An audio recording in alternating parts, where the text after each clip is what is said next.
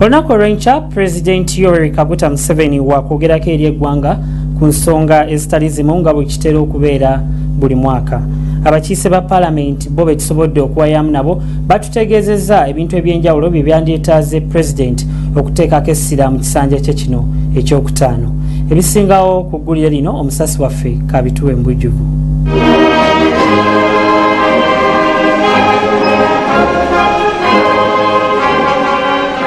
Buli mwaka omukulembeze w'eggwanga alabikako n'ayogerako eri eggwanga ku nsonga ezitali zimu. President mu kwogera kwe kuno mwawera endowooza ye wamu n'okwennyonnyolako ku ebyo ebiba bigenze maaso mu gavumenti ye nga kw'otadde n'okukkaatiriza ebyo by'abasuubiza okukola. Okwogera kuno bannayuganda bakulindirira nnyo okubakubawo endowooza y'omukulembeze waabwe ku nsonga ez'enjawulo wamu n'okubakubira ttooki mu ebyo ebiri mu mwaka gw'obyobufuzi ogujja. Wabula ababaka ba Parliament betwogedde nabo ku kiki kye basuubira mu kwogera kwa President eri eggwanga Ibrahim Ssemujjunganda nga ye nampala w'oludda oluvuganya gavumenti avuddeyo n'agamba nti President Museveni ku mulundi guno talina n'ebiseera bya bannayuganda wabula aveeyo alangirire eddi bw'anaava mu buyinza. Museveni eggwanga lino lijja kusuula nga likyakyanca singa atubuulirayo olunaku omwezi ogujja lw'anaawaayo obuyinza June.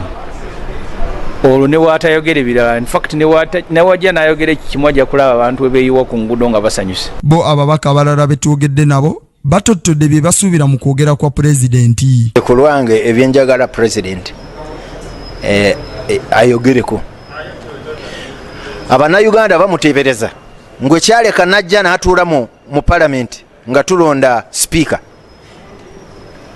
deputy speaker nga ayagala Nsereko nga atabera deputy speaker nga ayagala Oranya nga ayagala kujjako ebikomo ku myaka. Emyaka gye egenda kugwako nga wasigaddeyo emyaka ebiri ekisanja kugwako.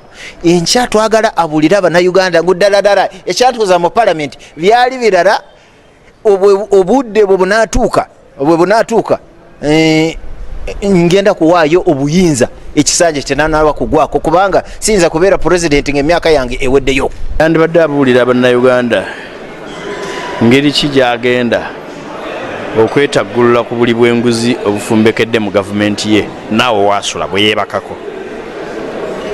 Yandibadde ategeeza Bannayuganda nti olulimi lwe lukyuse. Kati egyo emyaka gy'agendamu gy'emyaka egy'okweteekateeka ng'omuntu asemberedde omutonzi we neweekuba mu kifuba n'olaga abantu nti omenyese. Njagala okuwulira Pulezidenti ekipya kyaleeta okwawukana ku ebyo byabadde ng'ayogera. Ebbula ly'emirimu, amalwaliro obutabaamu ddagala, abantu okubeera nga batunuulidde emiwendo gy'ebintu egirinnya buli mulundi ate nga beeyongera okuba nga tebalina ssente. Nsuubira okuteeka mwesera mu kukola enguudo ate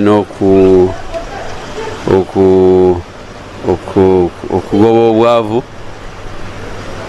ate okulaba nti ensi yaffe Uganda tugituusiza ku mutindo ogwa waggulu. Okwogera kwa President eri eggwanga kuyita State of the Nation Address kwakubeerawo olunaku lw'enkya era nga kwe kuggulawo ekisanja kino. Ababaka bawadde endowooza zaabwe ku biki bye bandyagadde President Museveni obutabuusa maaso ng'ayogerako eri eggwanga mu butongole. Muno mwe muli ababaka abamu abagambye nti President Museveni aveeyo abagambe olunaku lw'anaawaayo obuyinza. Olunaku lw'enkya President Museveni lwasuubira okwogerako eri eggwanga mu butongole. Stephen Tulyarugayo, Kingdom TV, amalindirire.